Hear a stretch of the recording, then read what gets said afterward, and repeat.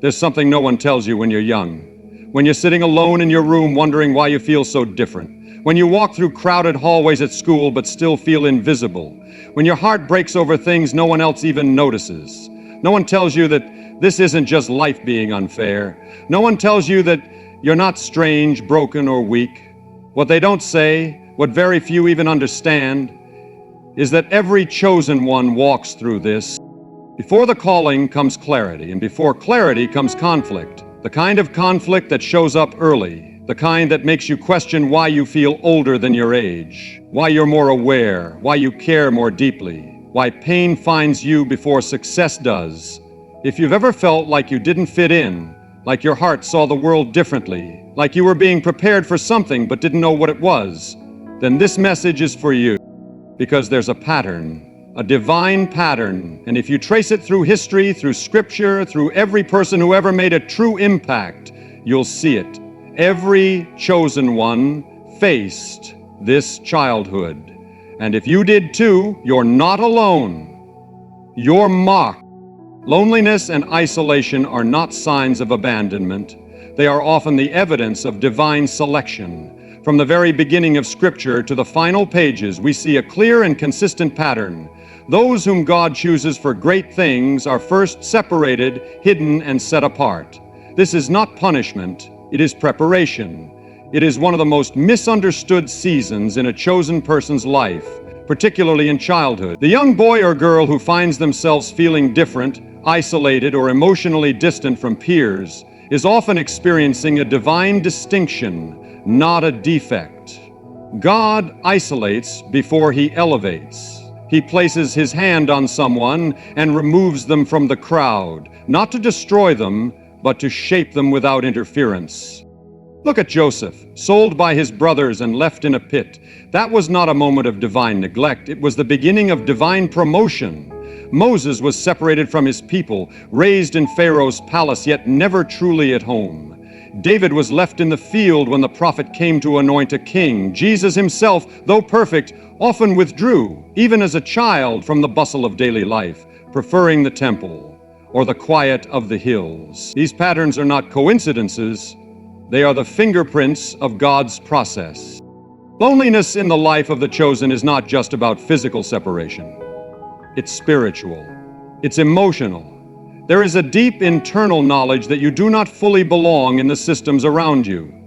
You may have had friends, family, and community, yet still felt a profound sense of otherness. This is because God was shielding you, setting your mind apart, preserving your sensitivity, and guarding your spirit for a future assignment, learned an obedience. If He had allowed you to blend in, you would have lost the uniqueness necessary for your purpose. The loneliness you felt as a child was not a void, it was a womb. God was birthing something in the silence, something the noise of the world would have suffocated. This kind of isolation also trains dependence. Without the constant affirmation of peers, the chosen are forced to look upward, to seek validation from the one who called them. It deepens their prayer life, sharpens their discernment, and matures them before their time. They grow up with old souls because God is accelerating their development internally. What looks like social delay to others is spiritual depth in disguise. If you experience this in your childhood, feeling unseen, misunderstood, or perpetually alone, you must understand it now through a different lens. You were not forgotten. You were being formed. The isolation was a sacred classroom. While others played, you pondered. While others ignored the inner voice, you listened. And now, though it once made you weep, you'll see that loneliness was the cocoon from which your calling would one day emerge. Every chosen one faces it. Every chosen one survives it. And through it, every chosen one is prepared to walk in divine purpose. Being misunderstood by family and peers is a recurring theme in the lives of those chosen for a divine purpose.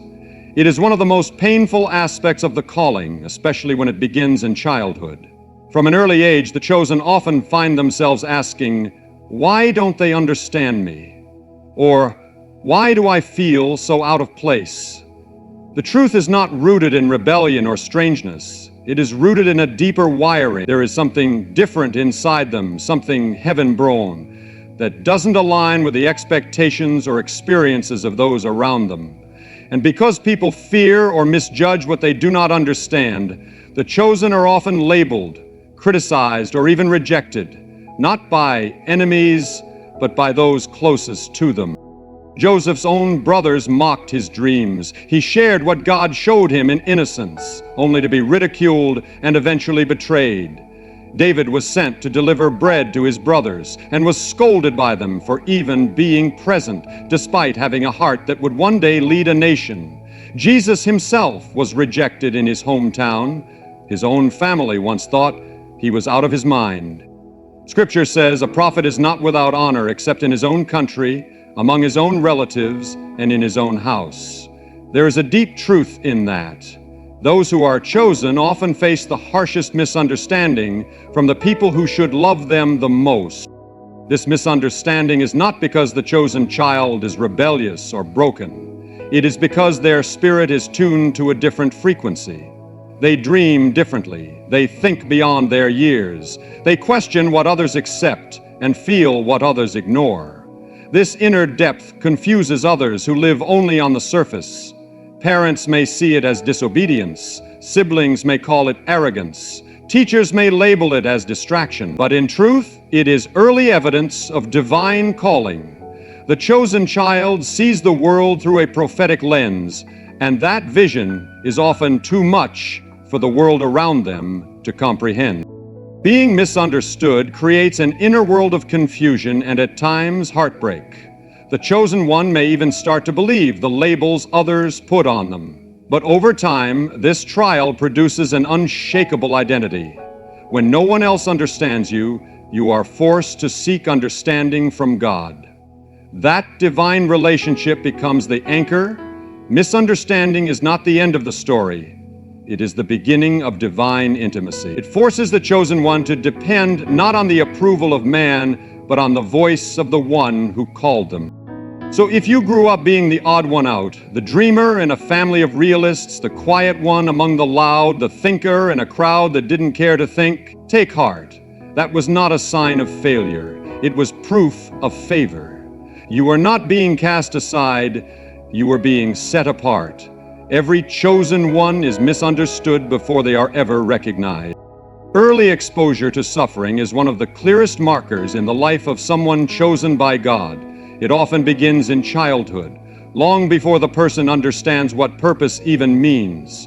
While other children may grow up in ease or comfort, the chosen child encounters adversity, heartbreak, or injustice early on. This suffering might take the form of family dysfunction, poverty, bullying, abandonment, illness, abuse, or even an intense internal struggle that can't be explained in words. To outsiders, it may look unfair. To the child, it often feels unbearable. But in the divine blueprint, suffering is never wasted. It is a tool, not a sentence. God allows pain to dig the well where future compassion and strength will be drawn. Think of Moses, who as a baby was hidden to escape death and then raised in a foreign household far from his people. He grew up with an identity crisis, torn between two worlds. Or consider Joseph, whose youthful joy was crushed by betrayal, false accusations, and imprisonment. And of course, Jesus, the very Son of God, entered this world not in royalty, but in poverty, wrapped in cloth and laid in a manger, later to become a refugee in Egypt. None of these lives began in comfort, yet each became a cornerstone in God's plan. Suffering in childhood breaks illusions early. It opens the eyes to pain and injustice while others are still blind to it. The chosen child learns to wrestle with deep questions. Why me? Where is God? What is the purpose of this pain? These questions, though heavy, prepare the soul for divine dialogue. They birth empathy, humility, and endurance, virtues that can't be learned in textbooks or sermons, only in the furnace of affliction. While others are entertained, the chosen one is being educated by life itself. This suffering also reveals the weight of calling. A person marked by God must carry something others don't, And to do that, their spirit must be strengthened through trials. The muscles of character are built through the resistance of hardship. No warrior is made without battle, and no purpose is fulfilled without pressure. The chosen child may cry, question, and even rebel for a time. But eventually they come to see that their suffering did not come to destroy them. It came to awaken them. It is often in the quiet tears and the lonely nights of a hurting child that God does his deepest work. He is near to the brokenhearted. He shapes destiny in silence. So if your childhood was marked by pain, do not see it as a curse. See it now for what it truly was, a sacred preparation. You are not being punished. You are being trained. Every chosen one is acquainted with sorrow because they are called to carry the burdens of others. And to carry that weight, they must first feel it in their own bone. An unusual sensitivity to right and wrong is a signature trait of the chosen, and it often emerges early in life. While other children may laugh off cruelty, ignore injustice, or justify selfishness, the chosen child feels things deeply, sometimes too deeply for their own understanding. This heightened moral awareness is not taught, it is embedded. It is a divine deposit placed within them before they even understand what it means to be called. They may not have the language for it, but their conscience is alive, alert, and often troubled by things others overlook. This sensitivity can be a burden. It makes the child more vulnerable to guilt, shame, and self-doubt, not because they are more sinful, but because they are more spiritually awake. They carry a weight that others do not feel. When they see someone mistreated, it cuts them deeply. When they tell a lie, their spirit recoils. When they witness hypocrisy, even in adults, it doesn't sit right in their soul. They might cry over things that others shrug off, feel conviction in silence, or carry the pain of others without knowing how to release it. It is not weakness, it is the evidence of a heart being prepared for holy work. This inner compass often sets them at odds with the world around them. In school, they may be disturbed by bullying when others just join in or stay quiet. In their homes, they may struggle to accept the double standards or dysfunction that others have normalized. Sometimes, they even find themselves correcting adults, not with arrogance, but with a sincere ache for truth. This gets them labeled as too sensitive, too intense, or but again, it's not a flaw, it's a sign. Their sensitivity is their signal. They are wired to feel what God feels. Many chosen ones battle confusion in their youth because they are not emotionally equipped to carry such moral weight. The world tells them to lighten up, to laugh at sin, to blend in with culture, but something inside won't let them. That inner voice won't go silent. They may go through seasons of trying to suppress it, even rebel against it, but they cannot escape it. It is the quiet fire that keeps burning, the holy discomfort that won't go away. This early sensitivity is what makes them powerful later in life. It becomes discernment. It becomes compassion. It becomes courage. Because they have always felt deeply, they will one day love deeply. Because they have grieved over wrong, they will one day stand boldly for what is right. Their childhood sensitivity is not a liability. It is the raw material of moral authority. It is God's way of preparing prophets, leaders, healers, and reformers.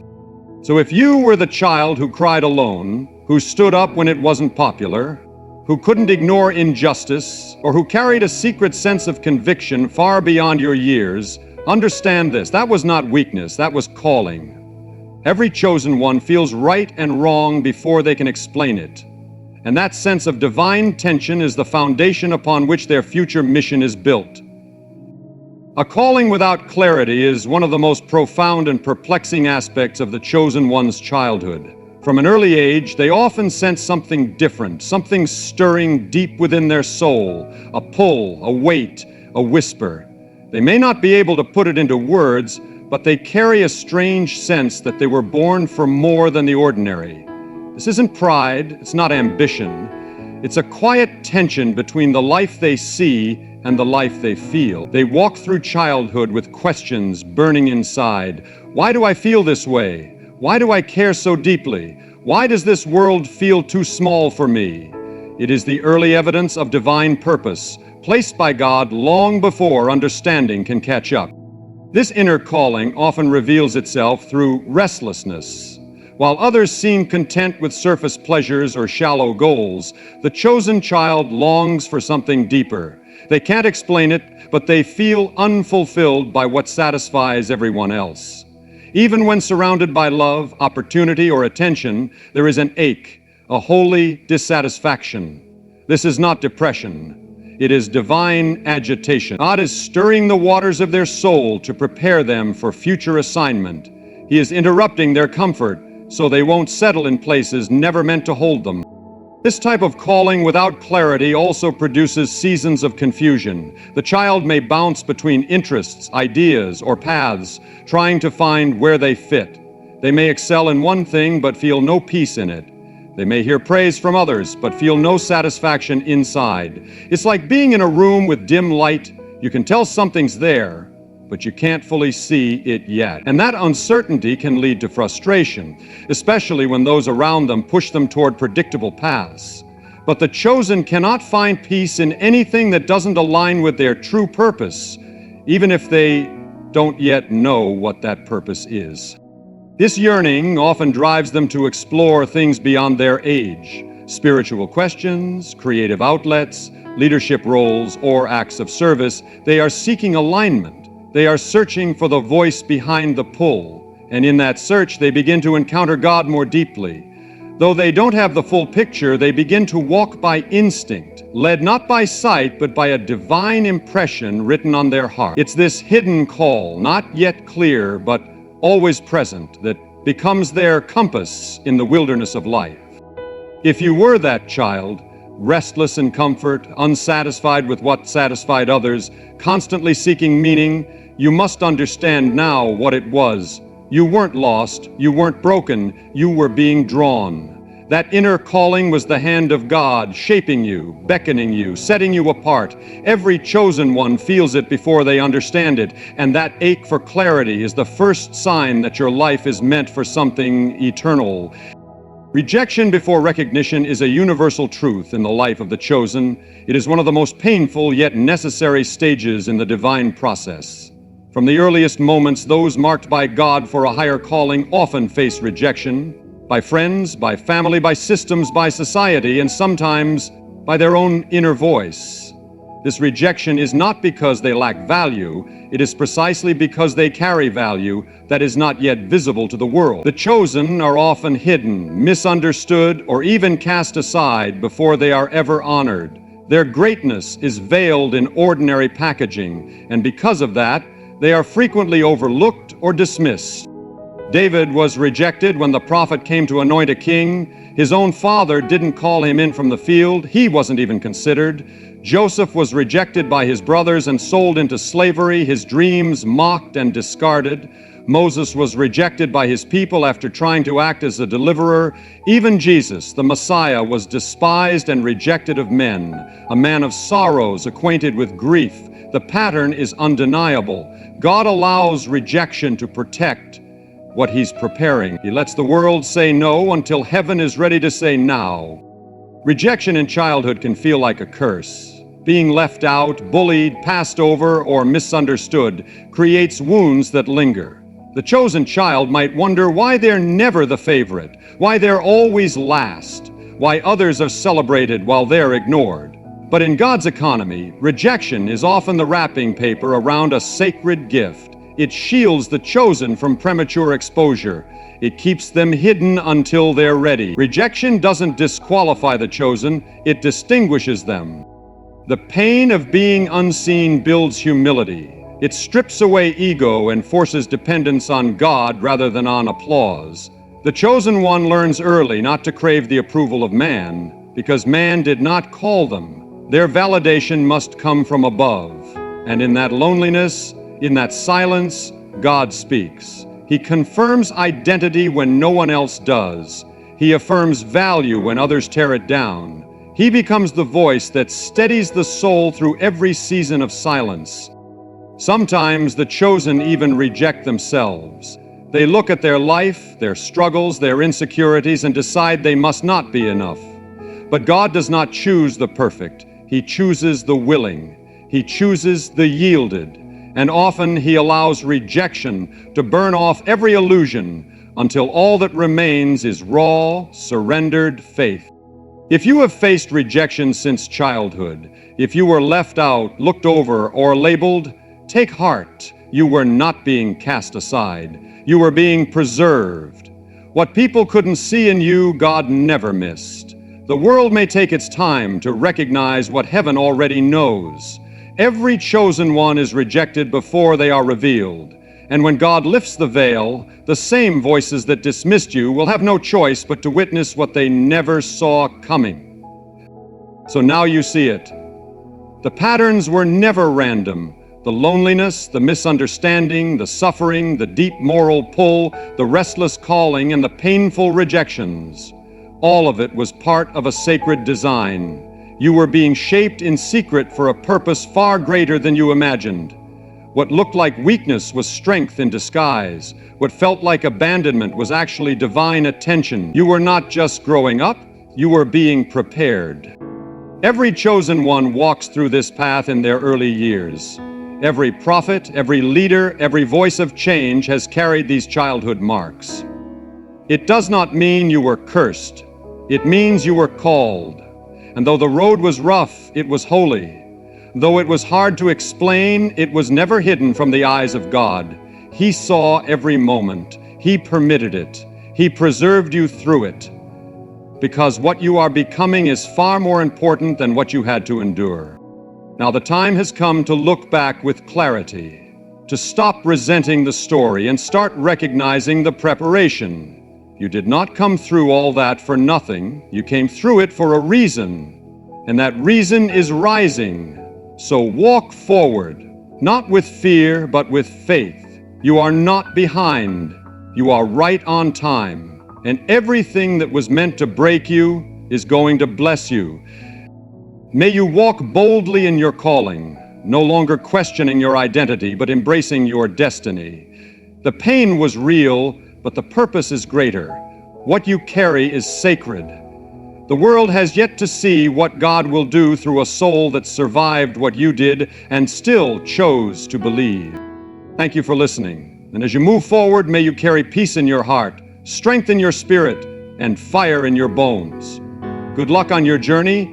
Heaven is watching, and the best is still ahead.